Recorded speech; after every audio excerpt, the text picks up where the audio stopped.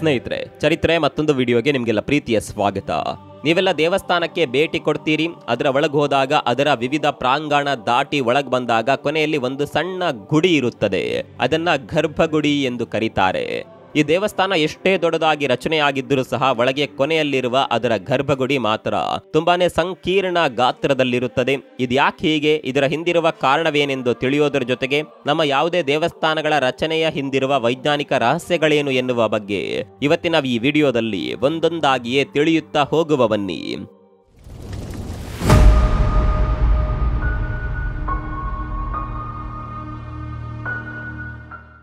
ನಾವಿಲ್ಲಿ ಮೊದಲು ದೇಗುಲದ ಮುಂದೆ ನೇತು ಹಾಕಲಾದ ಗಂಟೆಯ ಬಗ್ಗೆ ತಿಳಿಸಬಹುದು. ಅನೇಕರ ಮನೆಯೊಳಗೂ ಸಹ ಚಿಕ್ಕ ಪೂಜಾ ಮಂದಿರ ಇರುತ್ತದೆ. ಈ ಚಿಕ್ಕ ಮಂದಿರದಲ್ಲೂ ಸಹ ಚಿಕ್ಕ ಗಂಟೆ ಇರುತ್ತದೆ. ದೊಡ್ಡ ದೇಗುಲಗಳಲ್ಲಿ ದೊಡ್ಡ ಗಂಟೆ ಇದ್ದರೆ ಈ ಮನೆಯ ಗುಡಿಯಲ್ಲಿ ಸಣ್ಣ ಗಂಟೆ ಇರುತ್ತದೆ. ಅದರ ವಿಶೇಷತೆ ಬಗ್ಗೆ ನಿಮಗೆ ಒಂದು ಉತ್ತಮ ಉದಾಹರಣೆ ಮೂಲಕ ಇಲ್ಲಿ ತಿಳಿಸಬಹುದು. ನೀವೆಲ್ಲ ಹಾಲಿವುಡ್ನ ಸ್ಪೈಡರ್ ಮ್ಯಾನ್ ಫಿಲ್ಮ್ ಸೀರೀಸ್ ನೋಡಿದ್ದೀರಿ. ಅದರ 3ನೇ ಭಾಗವಾದ ಸ್ಪೈಡರ್ ಮ್ಯಾನ್ 3ಯಲ್ಲಿ ಬರುವ ವೇನಮ್ ಪಾತ್ರ ಇದೆಯಲ್ಲ. ಈ ಚಿತ್ರದ ಕ್ಲೈಮ್ಯಾಕ್ಸ್ನಲ್ಲಿ ಸ್ಪೈಡರ್ ಮ್ಯಾನ್ ಪಾತ್ರ ಮಾಡಿದ ನಟ ಟೋಬಿ ಮ್ಯಾಗ್ಯೂರ್ ತನ್ನ ಎದುರಾಳಿಯಾದ ವೇನಮ್ ಜೊತೆ ಹೋರಾಡುವಾಗ ಅದನ್ನ ನಿಯಂತ್ರಿಸಲು ಕಬ್ಬಿಣದ ಕೊಳವೆಯಿಂದ ಇತರೆ ಕೊಳವೆಗಳಿಗೆ ಜೋರಾಗಿ ಹೊಡೆದಾಗ ಅದರಿಂದ ಎದ್ದ ಸದ್ದಿಗೆ ಆ ವೇನಮ್ ಬೆಚ್ಚುತ್ತಿತ್ತು ಹಾಗೂ ಅದು ಆ ಶಬ್ದಕ್ಕೆ ಹೆದರಿ ವೀಕ್ ಆಗುತ್ತದೆ. ಈ ವೇನಮ್ಗೂ ಸಹ ಸ್ಪೈಡರ್ ಮ್ಯಾನ್ ನಷ್ಟೇ ಶಕ್ತಿ ಇದೆ, ಆದರೆ ಇದರ ಬಣ್ಣ ಮಾತ್ರ ಕಪ್ಪು ಹಾಗೂ ಇದು ಸ್ಪೈಡರ್ ಮ್ಯಾನ್ ನಲ್ಲಿರುವ ನೆಗೆಟಿವಿಟಿಯ ಸಂಕೇತ. ಹೇಗೆ ಈ ಒಂದು ನೆಗೆಟಿವಿಟಿಯು ಆ ಕಬ್ಬಿಣದ ಕೊಳವೆಗಳಿಂದ ಹೊರಟ ಸದ್ದಿಗೆ ಕಂಟ್ರೋಲ್ಗೆ ಸಿಗ್ತಾ ಇತ್ತು, ಅದೇ ತರಹ ದೇವಸ್ಥಾನದ ಘಂಟಾನಾದವು ನಮ್ಮಲ್ಲಿರುವ ನಮ್ಮ ಮನೆ ಹಾಗೂ ಮನಸ್ಸಿನಲ್ಲಿರುವ ನೆಗೆಟಿವಿಟಿಯನ್ನ ತೆಗೆದುಹಾಕುವ ಕೆಲಸ ಮಾಡುತ್ತದೆ. ಎರಡನೇದಾಗಿ, ನಾವೆಲ್ಲರೂ ದೇವಸ್ಥಾನಕ್ಕೆ ಹೋದಾಗ ಅಲ್ಲಿರುವ ದೇವತೆಯರು ಸದಾಕಾಲ ಧ್ಯಾನಮಗ್ನರಾಗಿ ಇದ್ದಾರೆ ಎಂದು ಭಾವಿಸ್ತೇವೆ.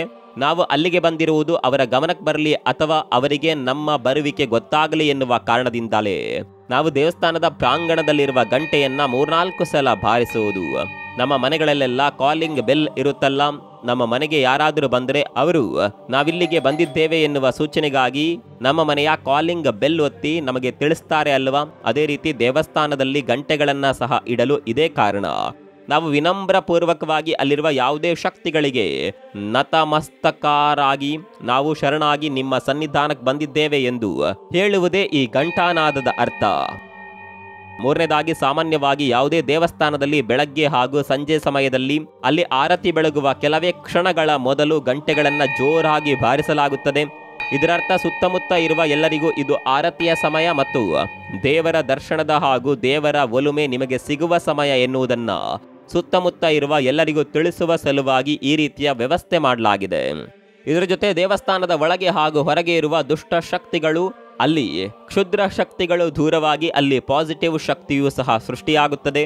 ಕೆಲವು ದೇವಸ್ಥಾನಗಳಲ್ಲಿ ನೀವು ಶಂಖಗಳಿರುವುದನ್ನ ಸಹ ಗಮನಿಸ್ತೀರಿ. ಒಂದಷ್ಟು ದೇವಸ್ಥಾನಗಳಲ್ಲಿ ಘಂಟಾನಾದದ ಜೊತೆಗೆ ಶಂಖಾನಾದವೂ ಸಹ ಮೊಳಗುತ್ತದೆ. ಈ ಶಂಖಕ್ಕೂ ಸಹ ಆಧ್ಯಾತ್ಮಿಕ ಹಾಗೂ ಧಾರ್ಮಿಕವಾಗಿ ತುಂಬಾ ಶ್ರೇಷ್ಠವಾದ ಸ್ಥಾನವಿದೆ. ಶ್ರೀಕೃಷ್ಣನ ಬಳಿ ಪಾಂಚಜನ್ಯ ಎನ್ನುವ ಶಂಖವಿತ್ತು. ಶಂಖಾನಾದ ಮಾಡಿದರೆ ಸುತ್ತಲೂ ಇರುವ ದುಷ್ಟ ಶಕ್ತಿಗಳು ಹಾಗೂ ಕೆಟ್ಟ ಶಕ್ತಿಗಳು ದೂರವಾಗುತ್ತವೆ ಅನ್ನುವ ನಂಬಿಕೆ ಮೊದಲಿನಿಂದಲೂ ಸಹ ಇದೆ. ಸಸ್ಯಗಳಿಗೂ ಸಹ ಜೀವವಿದೆ ಎಂದು ಸಾರಿದ ಭಾರತದ ಮೊಟ್ಟ ಮೊದಲ ವಿಜ್ಞಾನಿಯಾದ ಶ್ರೀಯುತ ಜಗದೀಶ್ ಚಂದ್ರ ಬೋಸ್ ಅವರೇ ಶಂಖಾನಾದದ ಮಹತ್ವದ ಬಗ್ಗೆ ಒಂದು ರಿಸರ್ಚ್ ನಡೆಸಿ ಈ ರೀತಿ ಹೇಳಿದ್ದರು. ಅವರ ಪ್ರಕಾರ ಶಂಖಾನಾದದಿಂದ ಹೊರಡುವ ಧ್ವನಿಗೆ ಸುತ್ತ ಇರುವ ಎಲ್ಲಾ ಬಗೆಯ ವೈರಸ್ ಹಾಗೂ ಕೀಟಾಣುಗಳು ನಿಷ್ಕ್ರಿಯವಾಗುತ್ತದೆ ಅಥವಾ ಸಾಯುತ್ತವೆ. ಶಂಖದಿಂದ ಹೊರಡುವ ಸದ್ದಿಗೆ ಸುತ್ತಲೂ ಇರುವ ಅಪಾಯಕಾರಿ ಹಾಗೂ ಹಾನಿಕಾರಕವಾದ ಕ್ರಿಮಿ ಕೀಟಾಣುಗಳು ಹಾಗೂ ಕಣ್ಣಿಗೆ ಕಾಣದ ಎಷ್ಟೋ ಬಗೆಯ ಸೂಕ್ಷ್ಮಾಣು ಜೀವಿಗಳು ನಾಶವಾಗುತ್ತವೆ ಅನ್ನೋದನ್ನ ಇತ್ತೀಚೆಗೆ ವಿಜ್ಞಾನದ ವಲಯವೂ ಸಹ ಒಪ್ಪಿಕೊಂಡಿದೆ. ಅಷ್ಟೇ ಅಲ್ಲದೆ ಬರ್ಲಿನ್ ವಿಶ್ವವಿದ್ಯಾಲಯದಲ್ಲಿ ಒಂದಷ್ಟು ತಜ್ಞರು ಈ ಶಂಖಾನಾದದಲ್ಲಿ ಅಪಾಯಕಾರಿ ಬ್ಯಾಕ್ಟೀರಿಯಾಗಳನ್ನ ತಟಸ್ಥಗೊಳಿಸುವಂತಹ ಅನಿಲವು ತುಂಬಿದೆ ಹಾಗೂ ಅಂತಹ ಒಂದು ದಿವ್ಯ ಶಕ್ತಿ ಶಂಖನಾದದಲ್ಲಿ ಅಡಗಿದೆ ಅನ್ನೋದನ್ನ ಸ್ವತಃ ರಿಸರ್ಚ್ ನಡೆಸಿ ಸಾಬೀತು ಮಾಡಿದ್ದಾರೆ. ಅಲ್ಲದೆ ಶಂಖಾನಾದವು ಎಷ್ಟೋ ಗಂಭೀರ ತರಹದ ಕಾಯಿಲೆಗಳನ್ನ ಸಹ ಕಂಟ್ರೋಲ್ ಮಾಡುತ್ತದೆ. ಉದಾಹರಣೆಗೆ ಕಾಲರಾ ಹಾಗೂ ಮಲೇರಿಯಾ ರೋಗಿಗಳು ಇದರ ಸದ್ದನ್ನ ಆಲಿಸಿದ್ರೆ ಅವರು ಗುಣಮುಖರಾಗ್ತಾರೆ. ಸ್ಟ್ರೋಕ್ ಇರುವ ಹಾಗೂ ಟೈಫಾಯ್ಡ್ ತರಹದ ಕಾಯಿಲೆಗಳಿಂದ ಬಳಲುವವರು ಸಹ ಈ ಸದ್ದನ್ನ ಆಲಿಸಿದ್ರೆ ಅವರ ದೇಹ ಸ್ಥಿತಿ ಸಹಜ ಸ್ಥಿತಿಗೆ ಮರಳುತ್ತದೆ ಅಂತ ಹೇಳಲಾಗಿದೆ. ಹಾಗೂ ಶಂಖಾನಾದವನ್ನ ಊದಲು ಪ್ರಯತ್ನ ಪಟ್ಟರೆ ಅದು ಹೃದ್ರೋಗಿಗಳನ್ನ ಸಹ ಆರೋಗ್ಯವಂತರನ್ನಾಗಿ ಮಾಡುತ್ತವೆ. ಹೃದಯದ ಒಳಗೆ ಯಾವುದೇ ಕೊಳವೆ ಬ್ಲಾಕ್ ಆಗಿದ್ದರೆ ಶಂಖನಾದದ ನಿರಂತರ ಊದುವಿಕೆಯಿಂದ ಆ ಸಮಸ್ಯೆ ನೀಗುತ್ತದೆ. ಹಾಗೂ ಇದನ್ನ ಊದಲು ಪ್ರಯತ್ನ ಪಟ್ಟರೆ ಇದು ನಮ್ಮ ಶ್ವಾಸಕೋಶಗಳಿಗೂ ಸಹ ಹೈ ಕೆಪಾಸಿಟಿ ಕೊಡೋದರ ಜೊತೆಗೆ ಉಸಿರಾಟದ ತೊಂದರೆಯಿಂದಲೂ ನಮ್ಮನ್ನ ಮುಕ್ತರನ್ನಾಗಿ ಮಾಡುತ್ತದೆ. ಯಾರಿಗಾದರೂ ಶ್ವಾಸನಾಳದಲ್ಲಿ ಏನಾದರೂ ಬ್ರೀದಿಂಗ್ ಸಮಸ್ಯೆ ಇದ್ದರೆ ಅಂಥವರಿಗೆ ಊದುವ ಒಂದು ಸಣ್ಣ ಯಂತ್ರವನ್ನ ಕೊಡಲಾಗುತ್ತದೆ. ಶಂಖವೂ ಸಹ ಇಂತಹ ಕಾಯಿಲೆ ಇರುವ ಉಸಿರಾಟದ ಸಮಸ್ಯೆಯ ರೋಗಿಗಳಿಗೆ ಉತ್ತಮವಾದ ಪರಿಣಾಮ ಬೀರುತ್ತದೆ. ಅವರ ಶ್ವಾಸನಾಳದ ಸಮಸ್ಯೆ, ಹೃದಯದ ಸಮಸ್ಯೆ ಹಾಗೂ ಮಾನಸಿಕ ಒತ್ತಡ ಎಲ್ಲವೂ ಸಹ ಶಂಖದ ಊದುವಿಕೆಯಿಂದ ಹಾಗೂ ಅದರ ಸದ್ದನ್ನ ಆಲಿಸುವುದರಿಂದ ಕಡಿಮೆಯಾಗುತ್ತದೆ.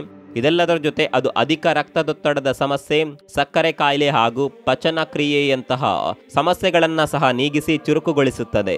ದಿನಕ್ಕೆ ಇದೇ ಕಾರಣಕ್ಕೆ 2 ಸಲ ಘಂಟಾನಾದದ ಜೊತೆ ಶಂಖನಾದವನ್ನ ಸಹ ದೇಗುಲಗಳಲ್ಲಿ ಮೊಳಗಿಸಲಾಗುತ್ತದೆ. ನೀವು 24 ಗಂಟೆಯ ಒಳಗೆ ಕೇವಲ 1 ಸಲ ಶಂಖವನ್ನ ಊದಿದರೆ ನೀವು ವೈದ್ಯರಿಂದ ಹಾಗೂ ಇತರೆ ಸಣ್ಣ ಪುಟ್ಟ ಕಾಯಿಲೆಗಳಿಂದ ದೂರವಿರಬಹುದು. ಈ ರೀತಿ ದೇವಸ್ಥಾನಗಳಲ್ಲಿರುವ ಶಂಖವಾಗಲಿ ಅಥವಾ ಗಂಟೆಗಳಾಗಲಿ ಒಂದು ನಿರ್ದಿಷ್ಟವಾದ ವೈಜ್ಞಾನಿಕ ಕಾರಣಗಳಿಂದಾಗಿಯೇ ಅಲ್ಲಿರುತ್ತವೆ. ನಮ್ಮ ಹಿರಿಯರು ಸರಿಯಾದ ಒಂದು ಕಾರಣಕ್ಕಾಗಿಯೇ ಎಲ್ಲರಿಗೂ ಉಪಯೋಗವಾಗಲಿ ಎನ್ನುವ ಸದುದ್ದೇಶದಿಂದಲೇ ಇಂಥವುಗಳನ್ನ ದೇಗುಲಗಳಲ್ಲಿ ಮೊಳಗಿಸುವ ರೂಢಿಯನ್ನ ಅನಾದಿ ಕಾಲದಿಂದಲೂ ಮಾಡಿಕೊಂಡು ಬಂದಿದ್ದಾರೆ. ಇದೆಲ್ಲದರ ಜೊತೆ ನೀವಿಲ್ಲಿ ತಿಳಿಯಬಹುದಾದ ಇನ್ನೊಂದು ವಿಶೇಷ ಸಂಗತಿ ಎಂದರೆ ದೇವಸ್ಥಾನಗಳಲ್ಲಿ ದೇವರ ವಿಗ್ರಹಗಳನ್ನ ನೀವೆಲ್ಲ ನೋಡಿರ್ತೀರಿ.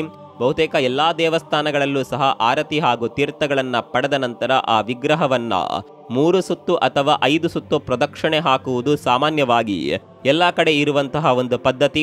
ಯಾವುದೇ ದೇವಸ್ಥಾನದ ಒಳಗೆ ಮೂರ್ತಿಯನ್ನ ಕೂರಿಸುವ ಪ್ರಕ್ರಿಯೆಗೆ ಪ್ರಾಣ ಪ್ರತಿಷ್ಠಾಪನೆ ಎಂದು ಹೆಸರಿಡಲಾಗಿದೆ.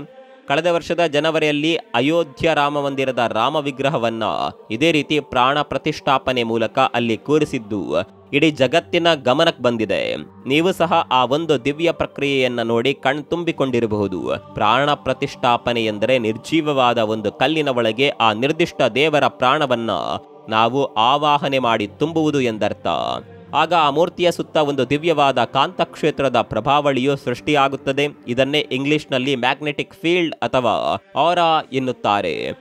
ಹೀಗಾದಾಗ ಅದನ್ನ 5 ರಿಂದ 11 ಬಾರಿ ನೀವು ಪ್ರದಕ್ಷಿಣೆ ಹಾಕಿದಾಗ ಆ ಒಂದು ಕಾಂತಕ್ಷೇತ್ರದ ಪ್ರಭಾವಳಿಯು ನಿಮ್ಮ ದೇಹಕ್ಕೂ ಸಹ ಬಂದು ನಿಮ್ಮಲ್ಲಿರುವ ನೆಗೆಟಿವಿಟಿಯು ದೂರವಾಗಿ ನಿಮ್ಮ ಪ್ರಭಾವಳಿಯ ಕಾಂತಿಯು ಹೆಚ್ಚಳವಾಗುತ್ತದೆ. ಇದೇ ಕಾರಣಕ್ಕಾಗಿ ಎಲ್ಲಾ ದೇವರ ವಿಗ್ರಹಗಳನ್ನ ಸಹ ನಾವು ಗಡಿಯಾರದ ಮುಳ್ಳಿನ ಚಲನೆಯ ರೀತಿಯಲ್ಲಿ ಅಂದ್ರೆ ಕ್ಲಾಕ್ ವೈಸ್ನಲ್ಲಿ ಸುತ್ತುವುದು ಮೊದಲಿನಿಂದಲೂ ರೂಢಿಗೆ ಬಂದಿರುವ ಆಚರಣೆ. ಸಾಮಾನ್ಯವಾಗಿ ಯಾವುದೇ ದೇವರ ವಿಗ್ರಹವನ್ನ 5 ರಿಂದ ಗರಿಷ್ಠ 11 ಸಲ ಪ್ರದಕ್ಷಿಣೆ ಹಾಕುವುದು ಸಂಪ್ರದಾಯ. ಉದಾಹರಣೆಗೆ ಕೃಷ್ಣನ ವಿಗ್ರಹವನ್ನ 3 ಸಲ ಪ್ರದಕ್ಷಿಣೆ ಹಾಕಬೇಕೆನ್ನುವ ನಿಯಮ ಇದೆ. ಅದೇ ರೀತಿ ದುರ್ಗಾಮಾತೆಯ ವಿಗ್ರಹವನ್ನ 1 ಸಲ ಸುತ್ತಿದ್ರೆ ಸಾಕು. ಇನ್ನು ಶಿವನ ವಿಗ್ರಹವನ್ನ ಅರ್ಧ ಕ್ಲಾಕ್ ವೈಸ್ನಲ್ಲೂ ಹಾಗೂ ಇನ್ನರ್ಧ ಆಂಟಿ ಕ್ಲಾಕ್ ವೈಸ್ನಲ್ಲೂ ಸುತ್ತಬೇಕೆನ್ನುವ ನಿಯಮ ಸಾಕಷ್ಟು ಕಡೆ ಚಾಲ್ತಿಯಲ್ಲಿದೆ. ಇಷ್ಟೆಲ್ಲ ಕಾರಣಗಳಿಂದಾಗಿ ನಮ್ಮ ಹಿರಿಯರು ಇಂತಹ ದೈವಿಕ ನಿಯಮಗಳನ್ನ ಪಾಲಿಸಿಕೊಂಡು ಹಾಗೂ ನಮ್ಮ ಮೇಲೆ ಅವುಗಳನ್ನ ಹೇರುತ್ತಾ ಬಂದಿದ್ದಾರೆ. ನಮ್ಮೆಲ್ಲರ ಬದುಕು ಸುಂದರವಾಗಿರಲಿ ಹಾಗೂ ಸದಾ ದೇವರ ಒಲುಮೆಯಿಂದ ಪಾತ್ರವಾಗಿರಲಿ ಅನ್ನುವ ಸದುದ್ದೇಶ ನಮ್ಮ ಪೂರ್ವಜರದ್ದು. ಇನ್ನು ಈ ವಿಡಿಯೋದ ಶುರುವಿನಲ್ಲಿ ನಾವು ದೇವಸ್ಥಾನ ಎಷ್ಟೇ ದೊಡ್ಡದಿದ್ದರೂ ಅದರ ಗರ್ಭಗುಡಿ ಮಾತ್ರ ಯಾಕೆ ತುಂಬಾ ಚಿಕ್ಕ ಗಾತ್ರದಲ್ಲಿರುತ್ತದೆ ಅನ್ನುವ ಪ್ರಶ್ನೆ ಕೇಳಿದ್ವಿ. ಅದಕ್ಕುತ್ತರ ಏನು ಗೊತ್ತಾ? ದೇವಸ್ಥಾನಕ್ಕೆ ಬರುವ ಜನರಲ್ಲಿ ವಿವಿಧ ವರ್ಗದ, ವಿವಿಧ ರೀತಿಯ ಮತ್ತು ವಿವಿಧ ಬಗೆಯ ಜನರು ಇರ್ತಾರೆ. ನೀವೆಷ್ಟೇ ಶ್ರೀಮಂತರಾಗಿರಬಹುದು, ಬಡವರಾಗಿರಬಹುದು, ಜ್ಞಾನಿ ಆಗಿರಬಹುದು, ಅಜ್ಞಾನಿಯೋ ಆಗಿರಬಹುದು, ಅಥವಾ ನೀವು ಮನಸ್ಸಿನಲ್ಲಿ ದೊಡ್ಡವರೇ ಆಗಿರಬಹುದು, ಅಥವಾ ನೀವು ವಯಸ್ಸಿನಲ್ಲಿ ದೊಡ್ಡವರೇ ಆಗಿರಬಹುದು, ಅಥವಾ ಕಿರಿಯರೇ ಆಗಿರಬಹುದು. ಇದೇ ರೀತಿ ನೀವು ಎಂಥವರೇ ಆಗಿರಿ, ದೇವರ ಮುಂದೆ ನೀವು ತಲೆ ಬಗ್ಗಿಸಿ ವಿನಮ್ರಪೂರ್ವಕವಾಗಿ ಕೈಮುಗಿದು ನತಮಸ್ತಕರಾಗಿ ನಿಲ್ಲಬೇಕು. ಹಾಗೂ ಅಲ್ಲಿರುವ ಸದಾಕಾಲವೂ ಭಕ್ತಿ ಪ್ರಧಾನವಾಗಿಯೇ ನೀವು ದೇವರ ಮುಂದೆ ಶರಣಾಗತರಾಗಿರಬೇಕು ಅನ್ನುವ ಸೂಚಕವಾಗಿ ಯಾವುದೇ ದೇವಾಲಯದಲ್ಲಿ ಗರ್ಭಗುಡಿಯನ್ನ ಸಂಕೀರ್ಣವಾಗಿ ರಚಿಸಲಾಗಿರುತ್ತದೆ. ದೈವ ಶಕ್ತಿಯ ಮುಂದೆ ನಾವು ತುಂಬಾ ಕುಬ್ಜರು ಅನ್ನೋದನ್ನ ಇದು ಸೂಚಿಸುತ್ತದೆ. ಹಾಗೂ ಇಂಥದ್ದೇ ಧನ್ಯತೆಯ ಭಾವದಲ್ಲಿ ನಾವು ಅಲ್ಲಿಗೆ ಬಂದರೆ ಆ ದೇವರ ಕೃಪೆಗೆ ಸದಾಕಾಲ ಪಾತ್ರರಾಗ್ತೀವಿ. ಇದಿಷ್ಟು ಇವತ್ತಿನ ಈ ವಿಡಿಯೋದಲ್ಲಿ ನಮ್ಮ ದೇವಸ್ಥಾನಗಳ ಕುರಿತಾಗಿ ನಾವಿಲ್ಲಿ ತಿಳಿಯಬಹುದಾದ ಒಂದಿಷ್ಟು ಮಹತ್ವಪೂರ್ಣ ವಿವರ.